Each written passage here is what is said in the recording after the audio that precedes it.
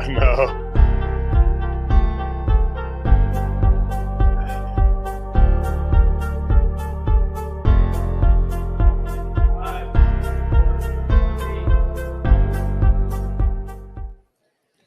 Hey, everybody out there. This is Nick Wilbur, Fire Apparatus and Emergency Equipment.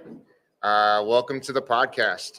We are here live at FDIC, bringing back Slauch here to my right and Alex Moody. First things first, this studio is brought to you by Firehouse Subs and the Firehouse Subs Public Safety Foundation. Enjoy more subs, save more lives. Find out more information about the restaurant ownership at www.firehousesubfranchising.com. So we're here. We're back in the studio to talk rescue engines again. This is kind of part two, and we're going to go over equipment this time. And so I'll let Wynn kind of start off with a recap of the apparatus.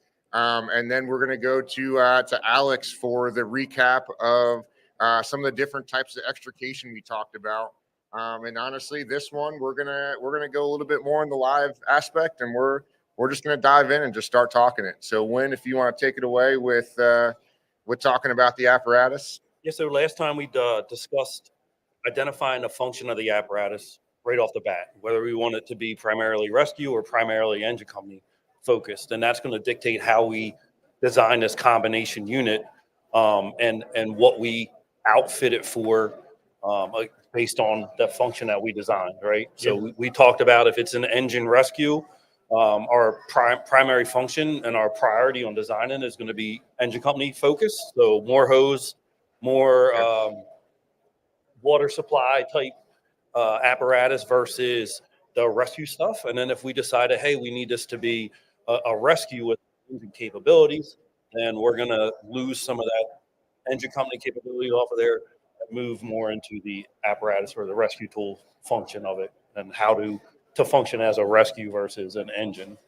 And again, we've talked about that, and I think every podcast where we just determine function of the apparatus before we put pen to paper. Really, I mean, that's really before we decide anything. It's the function of the apparatus, and then we can go from there on how we're going to lay the rest of it out, design it, size, and everything like that. So, real quick to jump in, I think I said it today in my presentation at FDIC here while I was teaching.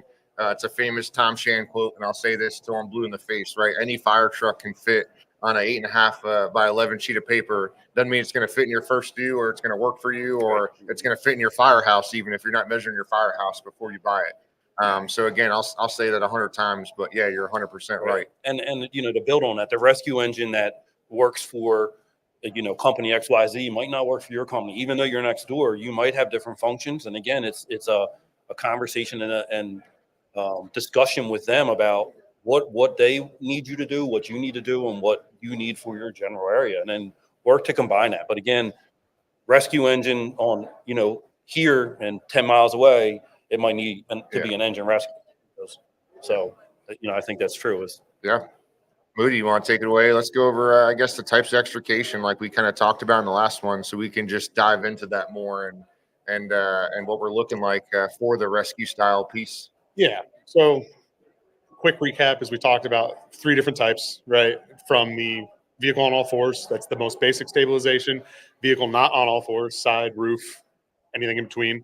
That's a little more complex. And the thing that we won't spend a lot of time talking about is the heavy vehicle stuff, your commercial chassis, your trucks, buses, anything in that regard. If you are worried about that and you're trying to attack that hazard, then I think you need a heavy rescue. I think that's a different conversation. And what makes you say that? I know we kind of touched on it a little bit, but now here we are in the equipment section, right? What we say heavy, and is that the weight aspect, or what makes you say that? Yeah. So if we're dealing with a passenger vehicle, we're looking in that, potentially 3,000 to 5,000 range. Typically, you could get up to 10,000, right? Depending on some heavier duty consumer level vehicles. But if you're with commercial vehicles, they're potentially rolling down your highway at 80,000 pounds. That is not handled by 2 struts and a couple pieces of crate. It's not that realm. Your education may not necessarily be more complicated, but if you're trying to lift, Anything more than maybe an underride scenario where a passenger vehicle is underneath a tractor trailer, that we might be able to attack with a rescue engine, depending on the struts or lifting capabilities you decide to include. But you start, if that gets more catastrophic, that commercial vehicle is on its side or is on its roof, now we need way more struts. We need more compartment space than we probably have on a rescue engine, unless you really want to delve into the tandem axle rig for a rescue engine. And now we're playing in a different territory, I think. I think the other thing to add on to that too, coming from a more recent class that I took, there's that lifting capability that starts really getting into there, right? You start working with underrides, overrides. You're not just stabilizing weight; you're now in charge of lifting that weight. I don't think you could talk heavy vehicle without talking lifting. And with lifting, we lift an inch, crib an inch, and that becomes cribbing and more struts and more capacity, depending on what manufacturer of strut you look at. There's just a lot more that comes with it, and everything's chain, and that's heavy and that's bulky, and that's so. Yeah, I think you're right. And I mean, we can go with the rescue style body with the double deep doors on, or double deep compartments on either side of the rig, right? But now we're still against that weight and capacity, and Hose bed goes up too. And the other thing, to build on that, and again, it goes back to having those conversations early on, is what do you want this rescue engine or engine rescue to be capable of doing? Is it a car on its all fours? Is it a car on its side? Because once you do get into lifting, stuff like that, you are going to start taking up more space. And now we're going to transition away. So you have to have those serious conversations early on about what you want this thing to do, because it will start to dictate. If we have to start increasing our strut size to a larger strut versus one that can handle a passenger vehicle or a small truck, then again, now we're starting to cut into the other aspects of what we want. And even if you're using the strut to lift, like he talked about, lift an inch, crib an inch being the rule of thumb pretty much forever in vehicle rescue, you might have to start using struts to be that progress capture, because to carry, enough cribbing to capture a big lift with a strut, that's compartment space and that's weight, right? So we know that wood takes up space. Same with struts. And with your compartmentation on that too, I think we've heard the debate recently of like struts take up less space, but they're capable of more than cribbing. Kind of, right? I don't know that that's not true, but also what you do to mount those in your apparatus is going to change, right? So are you going to have slide out trays? Spent a lot of time here at FDIC looking at mounting versions. They all take space up out of your compartment. So, and true, these struts are longer. So you're either going to go vertical or horizontal, depending on the compartment style you've chosen. That could affect your decision too. So I think that heavier style is going to demand just too much of your compartments when you're also trying to have engine functionality. right. And I think Wayne can dive deeper into this, but as the strut increases, you don't have that pass-through compartment space like you do Just on, thinking the same thing. yeah, on a rescue squad. So I mean, really, you're pretty limited. The only thing on it, and depending on the manufacturer, you might be able to do some sort of pass through in the rear compartment. Down low, Down low, yeah. depending after the tank, depending on how big a tank you have and what is left over the axle, where you can do that pass through. But again, now we're talking about it's back to taking up compartment space, and on a rescue engine, compartment space is at a premium. And that's low compartment space, right? That's where the heavy tools are going to go. You're not going to pull extrication tools from chest height and trying to come out of there. Right. So, and then you have over the wheel well. That's another high compartment. So where do those tools go if you take that backside compartment up? So yeah, I think that's definitely a huge consideration there. All right, so yeah, that's heavy vehicle. I think we kind of there might be a capacity there, but your engine capability is going to be pretty much gone at that point. And I should add, there is a way to plan for being useful on a heavy vehicle. You may not be able to solve that problem, but what you could do, and I've talked to some people recently about this, what you could do is stop the crush. Like that's the principle progress capture. So if you are in an underride scenario and it's very heavy and it is crushing a vehicle with patients in it, you can plan to stop that from gravity from impacting your patients, right? So you can positively impact the scene. You simply may not be the end-all be-all solution to that scene. So I just want to throw that in there. And I think with that too, staffing, right? That's every conversation, right? And people think it's a volunteer thing. It's not, right? This is volunteer conversation where you're making hard decisions on what's going out the road, what's going down the road, how many pieces, 1, 2, 3. With the rescue engine or engine rescue, you might just have one rig going out the road. So you might have to talk to a neighboring department, and neither one maybe has that heavy vehicle capability, but together you make a rig, 2 rigs that show up with now 8 people or 6 people together. Now you can make something happen, because showing up with 3 people ain't gonna happen. I mean, It goes back to, again, one of the first podcasts we did. You can't solve staffing with a combination vehicle. Right. And if you're trying to do that, you can see that even though we're trying to combine a vehicle together, that the staffing needs are still there. And you can't fix, we have 3 people, we're going to do this. But you're still going to be screwed on people. So, and the component there too is training that staffing. Right. Yeah, right. So the right people. Yeah, making sure you have the right people on that rig when it goes out the door as well. Something your dad in his class talks about is you need to know who is actually showing up, getting on the rig. Just because you have 4 bodies on it does not mean there were the 4 bodies you needed. Right. Especially with heavy vehicle, right?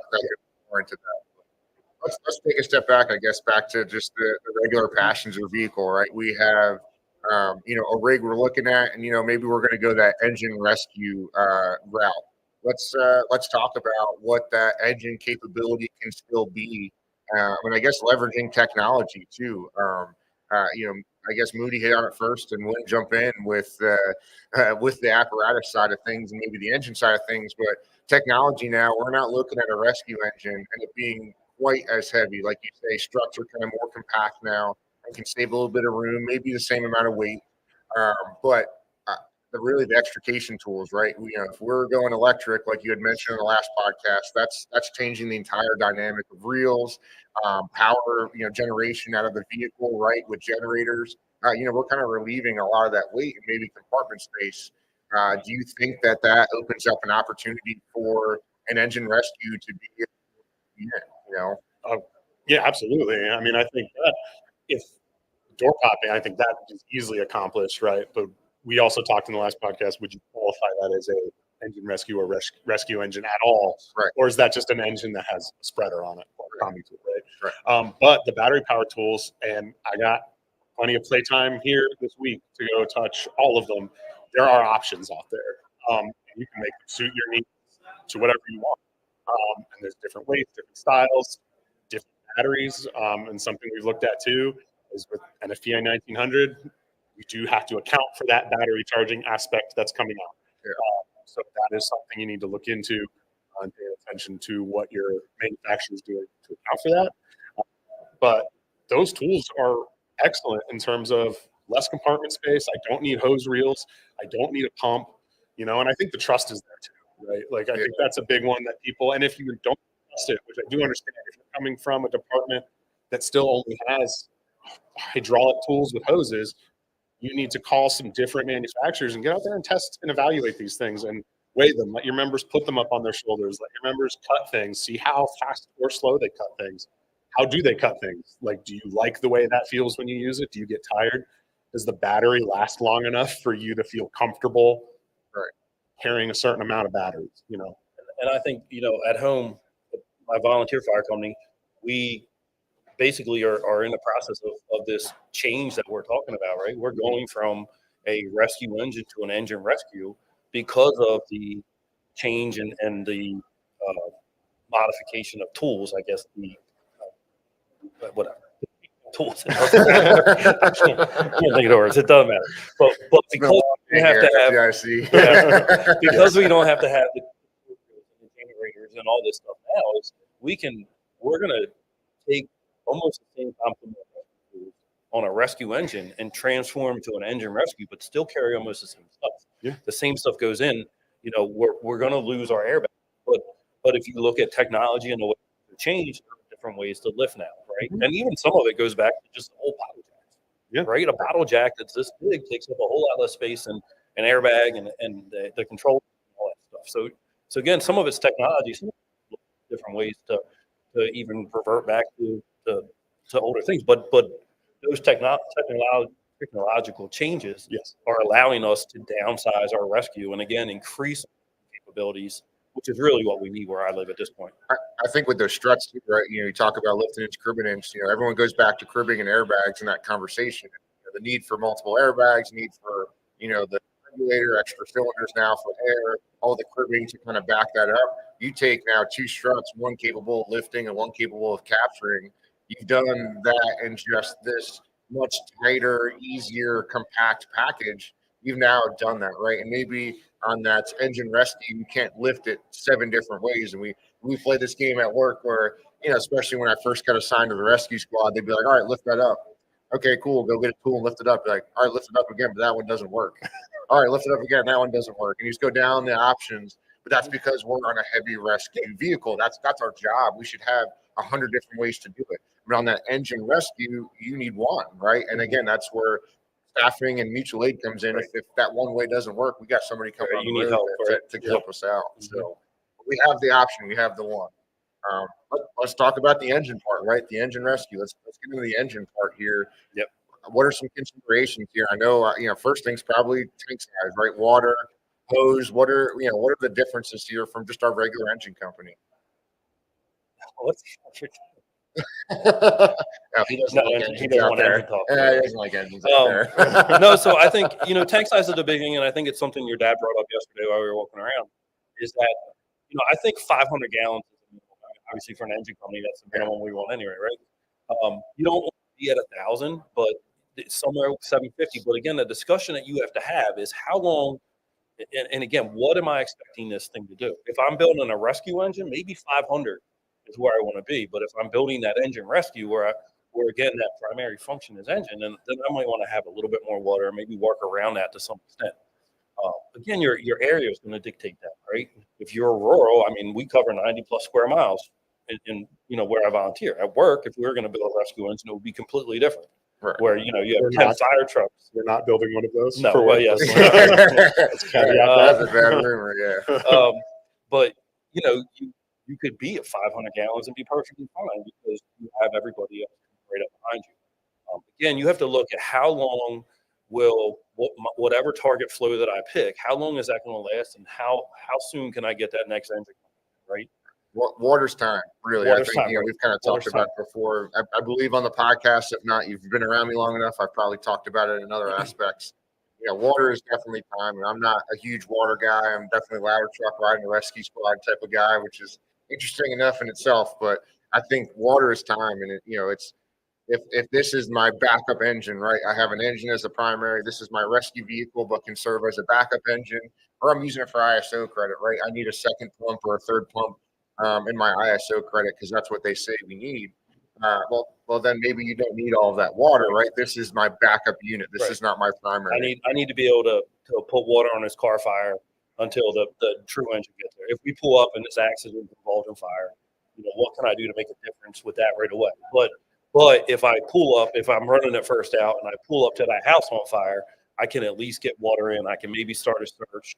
And if we run out of water, we run out of water. But at least I can search started, and we can maybe knock it down, make a rescue if necessary, and go from there. So a question I would have for you is, if that's the case, we're talking kind of hose lines.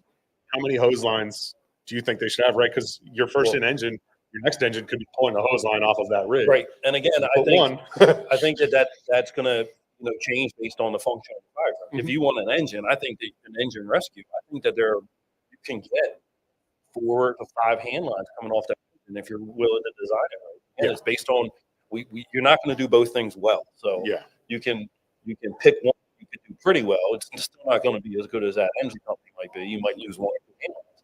Now, but again, I can handle the day-to-day operations as an engine company. Now, if I'm building a engine, I'm saying at least a minimum of 2. One, so I can get an initial line in and a backup line. Yeah. And then provided I have some decent outlets on the engine, everybody else, hey, bring your high-rise racks or disconnect it to your 200 foot off your engine and walk it up here. And now we can add hose lines to it, right? Or we look at doing a longer lay from the second due engine or whatever's necessary. It does talking to your neighbors too. It definitely is talking to your neighbors and having that understanding and having that layout of and them understanding really what equipment you have. So they know, hey, the rescue engine's first on the scene. They have 2 lines off it already. I need to put one with me. But again, you're trading something off there in order to accomplish that function. So if I want if I want full depth compartments on both sides, then my hose bed's going to get very narrow. Yes. And depending on the amount of supply line I need to carry, then that's going to dictate how much hand lines I can get off the back. And maybe I'm just dealing with cross lays. Maybe I'm running two bumper lines off the front, and that's where my two hand lines are coming from, and giving me the rest of the apparatus for that storage. Again, it goes back to that functionality of what you want it to do, and then where you're responding to as well. Yeah, I think the cross lays come back in. There's coming from College Park, the big hand lines off the rear, kind of thing. No cross lays, and you start talking rescue, it's not really an option anymore, especially that true double depth compartments on either side. That's definitely going to change things. I think also too, this goes towards the rescue engine conversation. Maybe engine rescue, and honestly, we can even dabble into just the rural engine conversation of what special service equipment we're going to carry. And, that dives deeper past just extrication, but we talk about now forcible entry equipment. We talk about that firefighting, ventilation saws, whether we're doing chainsaw or circular saw, PPV fans, right, are responsible for ventilation. Talking to Tom Shan, right, about the Navy spec that he used to be a part of there before he kind of retired recently. You got some of those units will have ladder trucks with it, and they're kind of set up like a rescue engine. They're not carrying any tools, for extrication, but the equipment they need to carry, right? They are a special service in the area. They got to carry it kind of all. What types of equipment are we looking at for that, and where are we going to fit it, and what does that look like? The first question that you can talk to that's not vehicle extrication, but where we work, on a strip mall, right? And a lot of places have strip malls. I don't really know too many places in America that don't have some form of that. We're going to side Charlie or side 3. We're going to the bat. That means I'm always taking a rotary with me to gain access to that side of the building.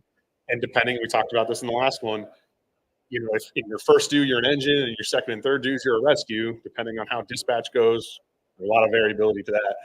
You may need to have that. They might be counting on you for that access to the backside of a commercial structure. If you don't have that, who does?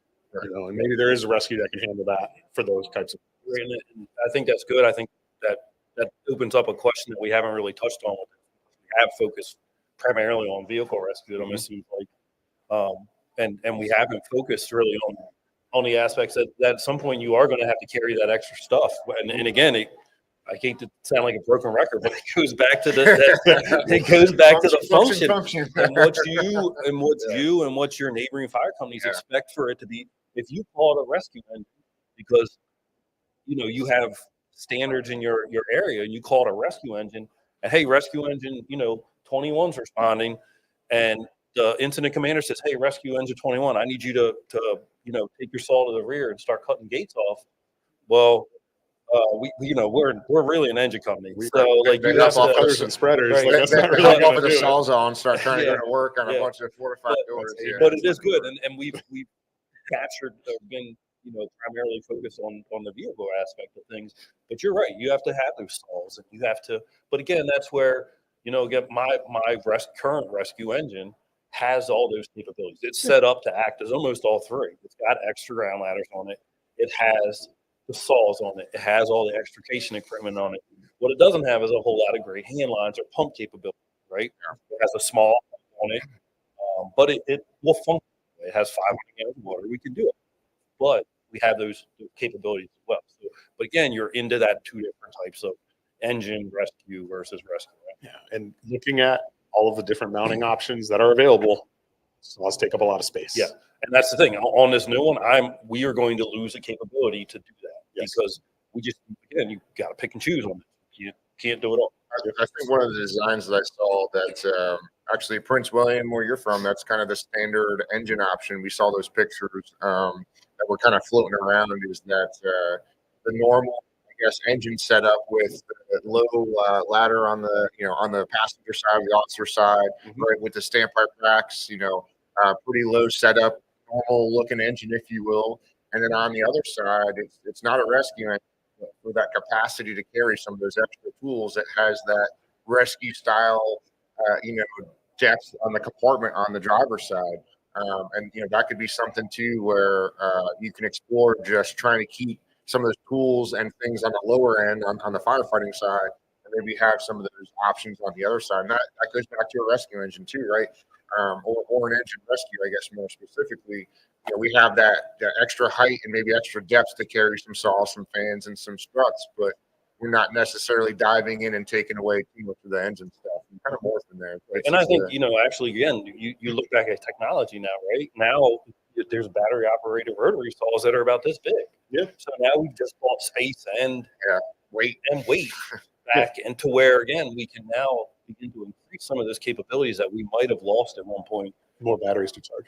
It's more batteries. More batteries, But you don't have to charge them all. No, they hold pretty well. But again, these. So again, where I was just talking, hey, we lost that capability. Maybe we did. Maybe we just, as we get farther into this stuff, we can add this, right? Because then it builds into and all this other kind of stuff.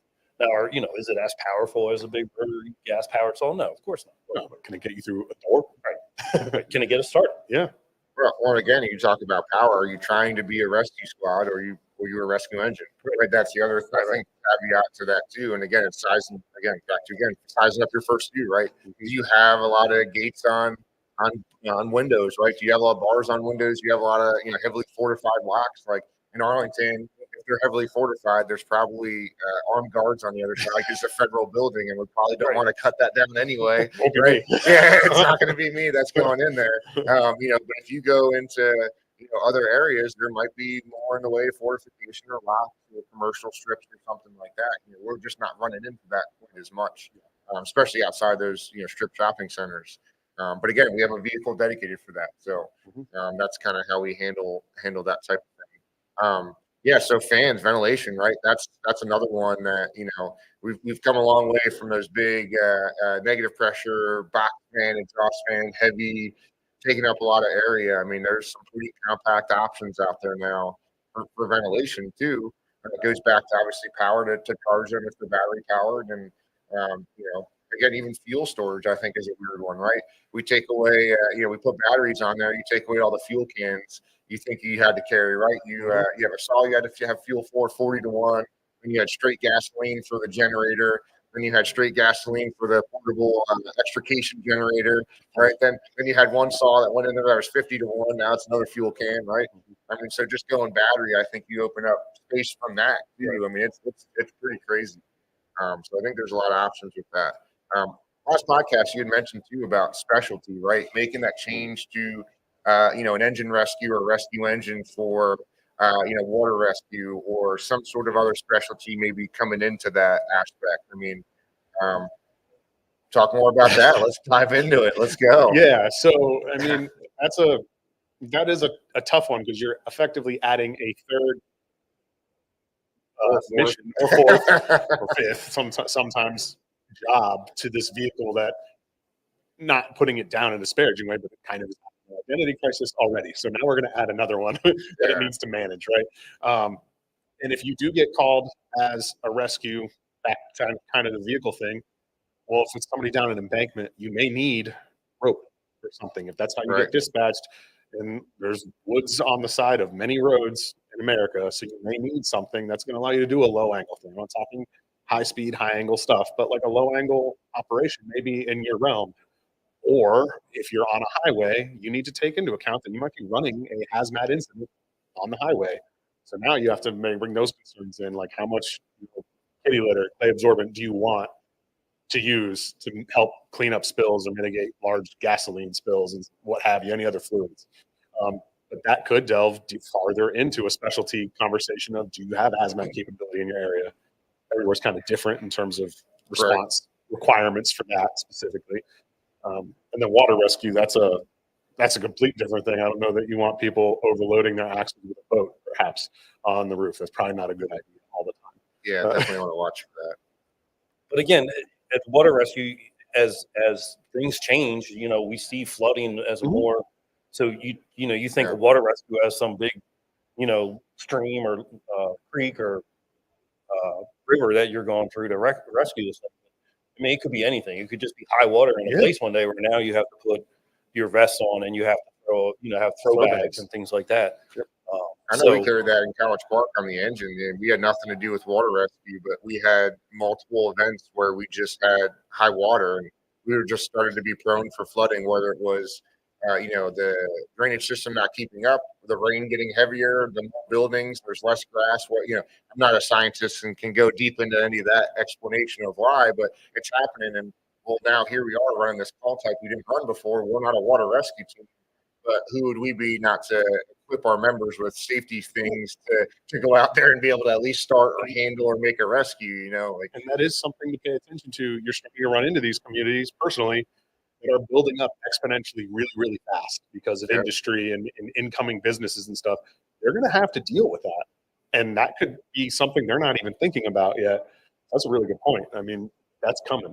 And I think, if we to talk about specing and building stuff out is depending on what you do decide to do is you can get creative with some of this stuff, right? There's lots of void spaces in these fire trucks where you can put the off-use stuff where, you can put your water rescue stuff somewhere. If you're talking that low angle stuff, you can get it up high, but as you're looking at your blueprint or you're designing your fire truck, you need to look at those void spaces, right? If I do full depth and high side compartments on both sides, or they're at some point above, maybe 7 feet up, they're just void space that if you don't decide what to do with it, whether it's a coffin compartment, a slide-in compartment of some sort, you're going to lose that space. So look at that apparatus, look at what's available, and then work with the manufacturer to use up that that usable space. Again, factoring in the weight as you're designing it. And I think that's going to do. That's a huge one too when you're talking specifically rescue engine. Talking to some departments, talking to some people, talking to manufacturers out here at FDIC. Right, there's a lot of options for quick deliveries, stock units, things like that. Definitely an option, right? Definitely something to look at on the engine rescue side. I think that's fine. But you see some of these larger tank capacities rescue engines being kind of put out there. And that's really what I think you need to look at is weight. When we start talking about water rescue, we really haven't hit EMS at all, right? That's a huge part, carrying EMS equipment and being able, whether it's backboard or some sort of other response outside of maybe even being a paramedic capable with, ALS drugs. You have, ballistic protection now. That's an honest conversation of weight. And a lot of that stuff now is going towards that front axle, right? Yeah. People are throwing raised roofs on those types of vehicles with 1,000-gallon water tank. You're really coming in close to that front axle rating. And ballistic protection weighs something. PFDs weigh something. Stokes basket, right, weighs something. Now the cross lays have to be up there because that's the only place the hose can go. We start adding all that stuff, and that's that closer part to that front axle. Now 2 bumper lines, right? We just keep tabbing up that front axle weight. And if we go into a stock unit, we really have to be careful because this wasn't us designing this. We're not using all those nooks and crannies like we were. And maybe they're not available now because that stock unit doesn't have it. Maybe it is. Maybe that's the perfect thing, but that's, again, goes back to that mission. The other thing, we're getting, somewhat a little bit off topic with the rescue engine, but not really. But if you're buying a stock unit, who's paying attention to the axle weights? Yeah, and what weight was that axle based on? What equipment weight was that based on? You buy an off the shelf or a demo unit, and you don't pay attention to that. Well, in 2 years they call you guys to come do a fleet evaluation, and you're like, hey, this thing's way overweight, and you guys can't use it anymore. And that's so it is good to talk about that. To say, hey, we're getting ready to buy this demo unit. But you need to think all the way through it and talk with your vendor about what you really want to carry on it. Make sure you have those weights because, again, that's going to fall back on you. That's not the vendor at that point. And if you're not doing the stock thing, you need to make all those decisions ahead of time so they build it, hold it. Right. Like you certainly want to be on the other end of that conversation where you picked all of these things that you want to be capable of and now you can't hold it. I think just to review, the NFPA standard, NFPA 1900, right? They have that, calculation of weight or the tabulation of weight. That's your minimum standard. And if you've listened to any of the other podcasts that we've had on any of the NFPA standards, it's pretty clear, that's a minimum standard. Yes. And so we look at 2,500 pounds for the rescue engine type vehicle, that cubic footage of the compartment, or 2,000 if you have less, right? Um, that's the weight they're basing it off of. Can you carry 4,000 pounds? Absolutely. You just got to tell them that, right? And on a stock unit, they're not listening to that. Could there be 4,000 pounds available? Sure, if the stock unit was built and that's just the axling, the way it worked out. But that's something that you got to ask. You got to know to ask. And then go ahead. Sorry. Well, again, too, going on the weight thing is depending on the manufacturer, the weight of what you plan to carry in the compartments could change. So again, you need to carry that. Is it a 500-pound floor load? Is it 800-pound? Yeah. What we talked about the rescues the other day, or 14, I think, Yes. is what we saw. So, again, what is the weight load of that floor capacity? And then the same thing, what are the shelvings capable of carrying? So, again, you can run into trouble if you don't really, especially building a rescue engine. And side to side too. Yeah, right. There was a presentation today too of someone last name Wilbur. That wasn't me. He talked about where as well, where that weight's going to be put, right? Forward of the axle or back. We talked about there being all that space behind the rear set of tandems there. Well, that's great, but if you put all your weight back there, you're offloading the front. You're going to go overweight and underweight on the front very quickly. And it goes back to the OEM, right? Whoever you buy the fire truck from, there are minimum standards for that front axle.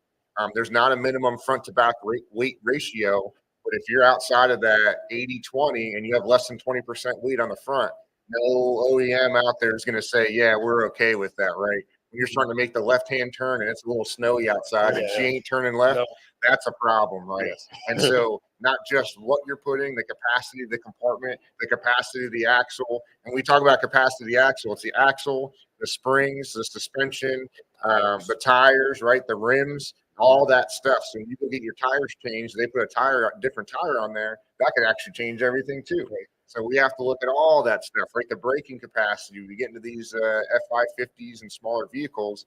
It's not the axles that limits it. It's the gross vehicle weight rating. It's limited by the brakes. So looking deeply into that, the compartment, and now we're looking at where it's at, right? The balance of it all. And it just goes back to NFPA 1900 and 1910 now, where you're weighing your apparatus when you get it, before you pay for it, way before you pay, and then weighing it annually, because everything changes, right?